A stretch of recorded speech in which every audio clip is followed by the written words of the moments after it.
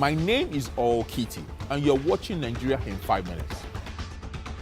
My focus here is the resurgence of fuel subsidies and queues at our filling stations. I will start with two quotes from the website of the Petroleum Equalization Fund.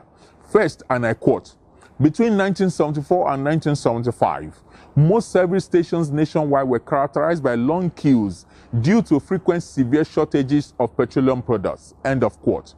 Second quote, "The committee observed that the only variable element in the provision and the sale of petroleum products at uniform price nationwide was the transportation cost." End of quote. I draw two conclusions from this quote, and they are: one, that we have had fuel queues since at least 1974. A child born in that year is already above the age for which being a fool is tolerable. After all, it is said that a fool at 40 is a fool forever. Second, it was not only desirable to have uniform petrol price across the country, it should be regulated and enforced. Following this observation, the Petroleum Equalization Fund was set up. And given that these problems are still with us today, the objective for setting up the organization have never been met for a single day. Let us be clear. The resurgence of fuel subsidy and queues at our pumps are days of reckoning that the President Buhari's government thought would never arrive, after increasing the price of fuel per litre to 145 naira about 18 months ago. At the time, they made two contradictory arguments. One was that the price was not a removal of subsidy, which has turned out to be true. Rather, the price increase was as a result of some magical price modulation formula.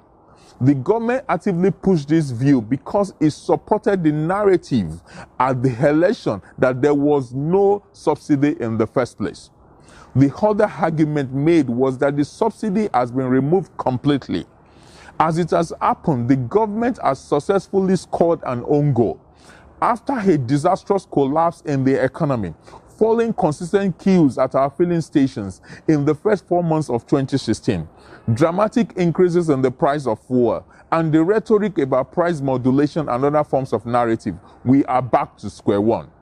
Then and so far, the government has failed to do the right thing and provide a sustainable solution by simply removing the subsidy arrangement, stop fixing prices, and liberalizing the sector.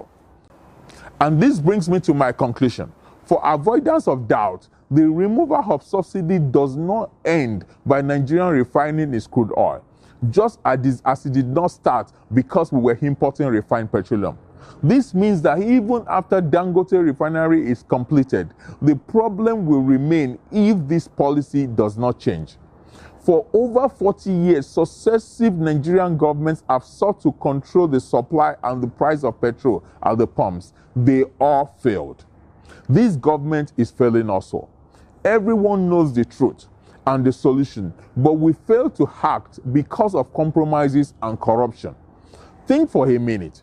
How many workers of PPPROA, PEF, DPR, NMPC, the police, the civil defense, and even military are required from time to time to maintain an unsustainable subsidy arrangement? They are paid salaries and allowances to do a job that a simple reform will accomplish in a single day.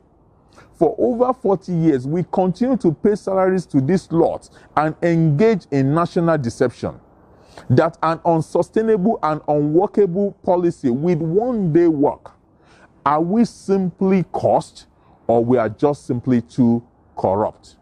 For more of my thoughts, please visit the links on your screen and follow me on Twitter and Facebook. I thank you.